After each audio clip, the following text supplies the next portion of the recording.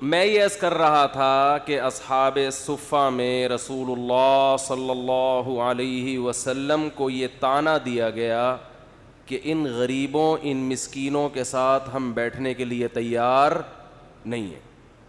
تو آپ صلی اللہ علیہ وسلم یہ کر سکتے تھے عبداللہ بن مسعود، حضرت ابو ہریرہ، حضرت بلال حبشی جیسے مساکین کو کہ بھئی تمہارا اسلام میں آنا اتنا ضروری نہیں ہے جتنا عرب کے سرداروں کا، تو تم یہاں سے جاؤ. امکان تھا. قرآن کیا کہتا ہے؟ وَلَا تَطْرُدِ الَّذِينَ يَدْعُونَ رَبَّهُمْ بِالْغَدَاةِ وَالْعَشِيِّ يُرِيدُونَ وَجْهَهُ، کہ جو لوگ اپنے رب کو صبح و شام پکارتے ہیں، اے محمد صلی اللہ علیہ وسلم آپ کو ان کی اپنی مجلس سے دھتکارنے کی اجازت نہیں ہے. اور کیا بلکہ ان کی حوصلہ افزائی کی گئی. انہیں کہا گیا وَإِذَا جَاءَكَ الَّذِينَ يُؤْمِنُونَ بِآيَاتِنَا فَقُلْ سَلَامٌ عَلَيْكُمْ كَتَبَ رَبُّكُمْ عَلَى نَفْسِهِ الرَّحْمَةَ. ہمارے حضرت جب یہ آیت تلاوت کرتے حضرت کی آنکھوں سے آنسو جاری ہو جاتے تھے کہ اللہ کے ہاں ایمان کی کتنی قدر ہے. فرمائے جب یہ لوگ آپ کی محفل میں آیا کریں نا، یہ مسکین صحابہ، تو یہ تو طعنے سن کے آ رہے ہیں چاروں طرف سے، تو انہیں یوں کہا کریں کہ دنیا کی نظر میں تمہاری ویلیو نہیں ہے، لیکن جس اللہ نے مجھ پہ کلام کو نازل کیا اس کی نظر میں تمہاری بہت ویلیو ہے. کتب ربکم قل سلام علیکم، سب سے پہلے اے نبی آپ ان کو سلام کیا کریں کہ تم پر اللہ کی طرف سے سلامتی ہو. کتب ربکم علی نفسہ الرحمہ، اور تمہارے رب نے اپنی ذات پر تمہارے لیے رحم کرنے کو لازم کر لیا ہے، تم پر رحم کرے گا. وہ کیسے؟ من عمل منکم سوءا بجہالہ، تم میں سے اگر کسی سے کوئی گناہ ہو گیا، کوئی خطا ہو گئی، انسان بشریت کے تقاضے، بشریت کے مقتضا پر عمل کرتے ہوئے، اور اس نے پھر اللہ سے توبہ کی، معافی مانگی، تو اللہ تعالیٰ کو وہ غفور اور رحیم پائے گا، اللہ اس کی خطا کو معاف کرے گا. تمہاری خطاؤں پہ وہ سزا نہیں ہے جو سزا ان لوگوں کی خطاؤں پر ہے جو محمد صلی اللہ علیہ وسلم پر ایمان نہیں لائے. آج آپ کو ایک اور میں بات بتاؤں کہ جو ملحد لوگ ہیں نا، جو ایتھیس لوگ ہیں، جو اسلام کو نہیں مانتے، یہ کہ اعتراض یہ بھی کرتے ہیں، مذہبی لوگوں کی خامیاں تلاش کرتے ہیں کہ وہ فلاں جگہ یہ واقعہ ہو گیا، وہ اتنا بڑا ملا بنا پھرتا ہے، دیکھو وہ یہ کر رہا تھا، وہ یہ رشوت لے رہا تھا، وہ یوں کر رہا تھا، وہ ایسا، کہ یہ مسلمان ایسے ہوتے ہیں، مسلمان یوں ہوتے ہیں، مسلمان ایسے ہوتے ہیں. اللہ تعالیٰ نے ہمیں قرآن مجید میں یہ بتایا ہے کہ مسلمان گناہ کر کے اگر وہ اللہ سے معافی مانگتا ہے تو اس کی وہ سزا نہیں ہے جو غیر مسلم کی سزا ہے، کیونکہ وہ اللہ کو نہیں مانتا. ایک شخص کی دو اولادیں ہوں، ایک اولاد نافرمان ہے، ایک فرما بردار. ذرا ٹیشو مل جائے گا؟ کراچی کی چھینکیں شروع ہوئی بھی ہیں نا، کہ میں تو ابھی نیا نیا آیا ہوں نا. جزاک اللہ.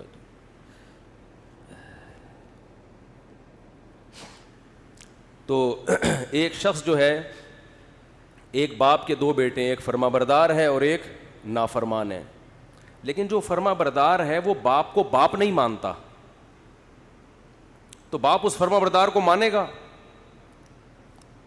بھئی ایک بیٹا ہے جو باپ جو حکم دیتا ہے بیٹا اس کی فوراً اطاعت کرتا ہے. ٹھیک ہے. تو کسی نے کسی دن پوچھ لیا کہ یار تم تو اپنے باپ کے ماشاءاللہ بڑے فرما بردار ہو، بڑا اچھا لگا آپ سے مل کے. تو اس نے کہا کس باپ کی بات کر رہے ہو؟ اس نے کہا وہی جو وسیم بھائی تمہارے والد صاحب ہیں. اس نے کہا میں تو نہیں مانتا ان کو اپنے ابا، میں تو ان کو اپنے ابا نہیں مانتا. پھر کون ہے ابا؟ بھائی کوئی بھی نہیں ہے. تو جس دن ابا کو پتہ چلے گا کہ میرا یہ فرما بردار بیٹا مجھے سرے سے مانتا ہی نہیں ہے، اب آپ بتاؤ باپ کو اس نافرمان بیٹے سے محبت ہوگی یا فرما بردار سے؟ وہ کہے گا یہ کمبخت کم از کم مجھے مانتا تو ہے، یہ مانتا تو ہے. تو یہ فرق ہے غیر مسلم میں اور مسلم میں. اس کا یہ مطلب نہیں ہے کہ مسلمان کو گناہ کرنے کی اجازت دی جا رہی ہے. اس کو بتایا جا رہا ہے کہ تیرے پاس توبہ کا آپشن ہے, غیر مسلم کے پاس توبہ کا آپشن نہیں ہے. آپ کے پاس سوری کا آپشن ہے, غیر مسلم کے پاس سوری کا آپشن نہیں ہے. وہ سوری نہیں کرے گا, وہ گناہ کو گناہ نہیں سمجھتا تو سوری کہاں سے کرے گا. یہ فرق ہے مسلم میں اور غیر مسلم میں.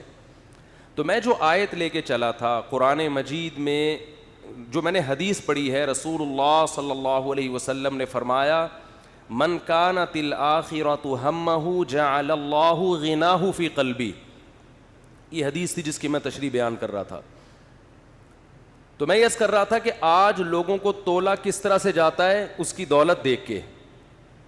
اس لیے دنیا کا سب سے بڑا مسئلہ اس وقت پیسہ بنا ہوا ہے کہ جو غریب ہے وہ پیسے والا بن جائے, جو پیسے والا ہے اس کی ارننگ ڈبل ہو جائے, جس کی ڈبل ہے اس کی 4 گنا ہو جائے, جس کی 4 گنا ہے اس کی 8 گنا ہو جائے. تو اس کے پیچھے بھاگ رہے ہیں. اس بھاگنے کو اسلام نے منع نہیں کیا. دولت کے پیچھے بھاگنا, دولت کمانے کی کوشش کرنا, اس کو اللہ اس کے رسول صلی اللہ علیہ وسلم نے منع نہیں کیا. ایک چیز کو منع کیا ہے جو اسلام کے علاوہ کوئی بھی منع نہیں کرتا اس کو, وہ اس حدیث میں اس کا تذکرہ ہے.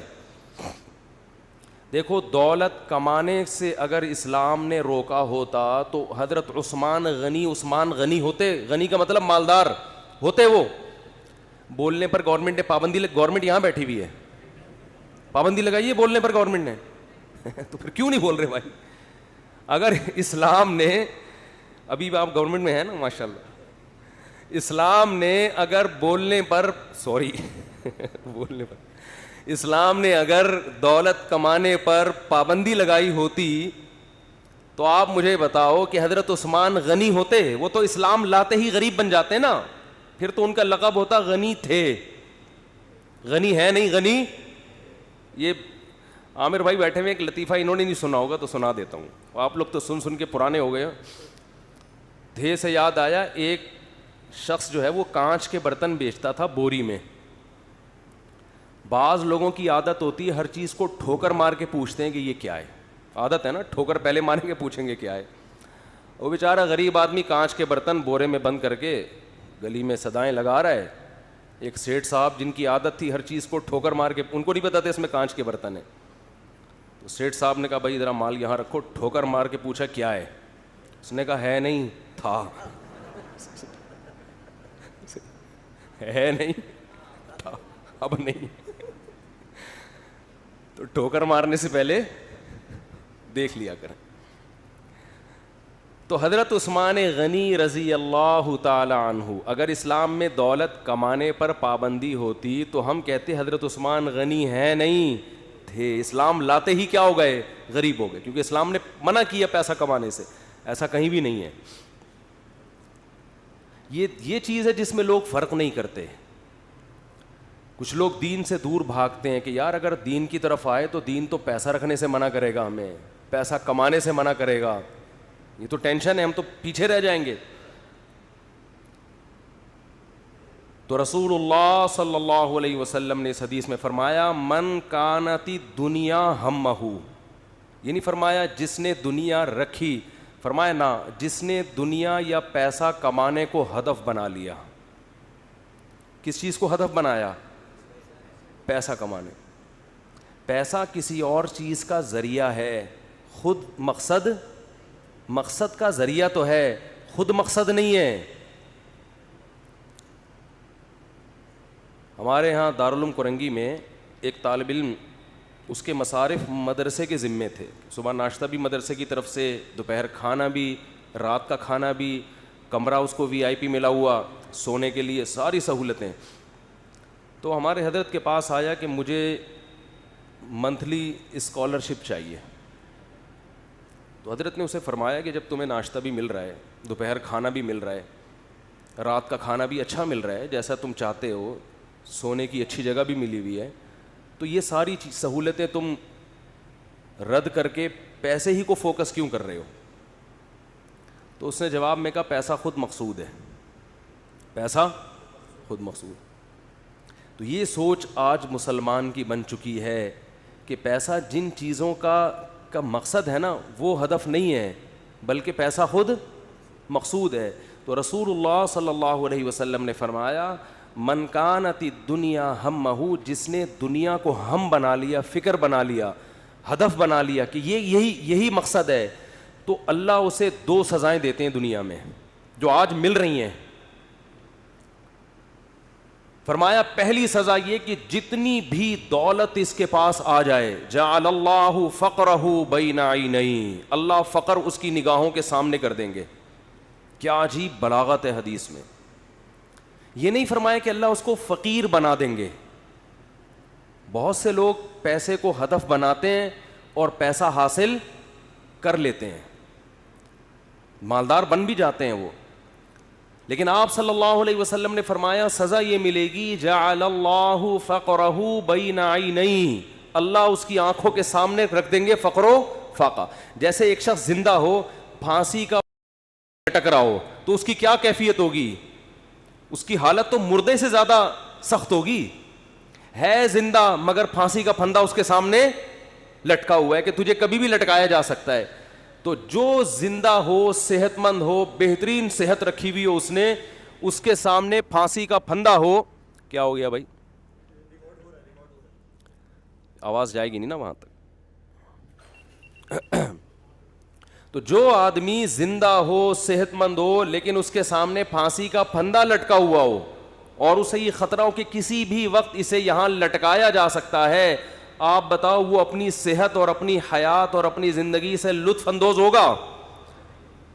بھئی ایک آدمی نے ڈولے بنا لیے, صحت بنا لی, جم, جاگنگ اور بڑی اچھی خوراک, اور کورونا کے ٹیسٹ بھی سارے کلیئر, ویکسین بھی ساری کمپلیٹ, کورس مور فٹ فاٹ, کوئی چھینکے میکے بھی نہیں آ رہی اس کو.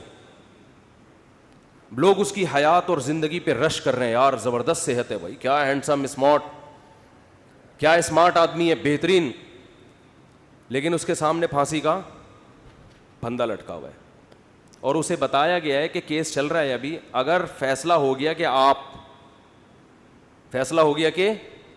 ہو تو پھر اس میں آپ نے لٹکنا ہے. تو وہ کہے گا بھائی لوگ میری صحت کو دیکھ کے خوش تو ہو رہے ہیں, لیکن مجھے پتا ہے کہ مجھ سے زیادہ خوشی میں وہ ٹی بی کا مریض ہے جسے کم از کم یہ اطمینان تو ہے کہ 10 سال سے پہلے نہیں مروں گا. تو رسول اللہ صلی اللہ علیہ وسلم نے فرمایا جس نے دولت کو اصل فکر بنا لیا نا کہ بس میرا ہدف یہی ہے کہ پیسہ کمانا ہے, وہ پیسے سے تو نے کیا کرنا ہے یہ ہدف نہیں ہے. آپ کہہ سکتے ہیں بھائی ہم جو بھی پیسہ کماتے ہیں تو مقصد پیسہ نہیں ہوتا, آگے پیسے سے کچھ چیزیں مقصد ہوتی ہیں, تو پیسہ تو کسی کا بھی مقصد نہیں ہوتا. یہ بات غلط ہے, یہ آپ کہہ تو رہے ہو لیکن حقیقت میں ایسا ہوتا نہیں ہے. اگر چیزیں مقصد ہوتی نا تو چیزیں اللہ نے ہر شخص کو, بنیادی ضرورت کی چیزیں ہر ایک کو مل رہی ہیں. دیکھو رسول اللہ صلی اللہ علیہ وسلم نے فرمایا لو انکم تتوکلون علی اللہ لرزقتم کما ترزق الطیر تغدو خماسا وتروح بطانا. کیا عجیب الفاظ ہیں. آپ صلی اللہ علیہ وسلم نے فرمایا اگر تم اللہ پہ ایسے توکل کرو جیسے توکل کرنے کا حق ہے, توکل کا مطلب اللہ کھلائے گا, کھلانے کی ذمہ داری اس نے لی ہے, ضرورتیں پوری کرنے کی ذمہ داری اس نے لی ہے, ایسے کرنا شروع کر دو, ٹینشن دل سے نکالو. ہر آدمی ٹینشن سے مرا جا رہا ہے نا, پتہ نہیں کیا ہو جائے گا کل, بچوں کی اسکول کی فیسیں بھر سکوں گا نہیں بھر سکوں گا, بیگم کے خرچے پورے کر سکوں گا نہیں کر سکوں گا. چھوڑو بھائی, یہ ٹینشن لینے کی نہیں ہے.